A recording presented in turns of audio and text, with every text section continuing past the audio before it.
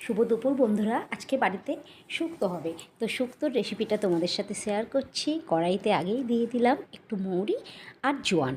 এগুলো আমি একটু হালকা করে ভেজে নেব। আর এদিকে আছে বাদাম, সাদা তিল, জিরে, এগুলো আমি বেটে নেব।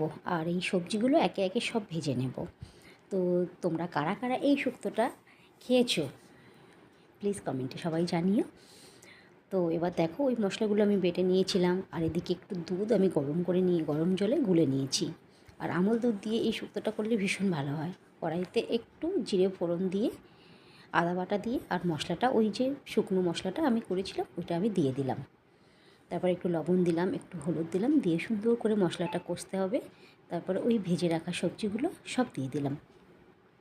আর এই শুক্তোটা আমার বাড়িতে সবাই খুব ভালোবাসে, বিশেষত আমার ছেলে মেয়ে, ওরা তো ভীষণই ভালোবাসে। তার জন্য এই শুক্তোটা বানানো। তো তোমরাও বাড়িতে বানিয়ে দেখবে, বাচ্চাদের ভীষণ ভালো লাগবে। যারা যারা তিতো খেতে চায় না তারা আগেই খাবে। তো আমার শুক্তোটা অলমোস্ট রেডি। এবার বড়িগুলো দিয়ে দিলাম। তারপর ওই যে গুলে রাখা দুধটাও দিয়ে দিলাম।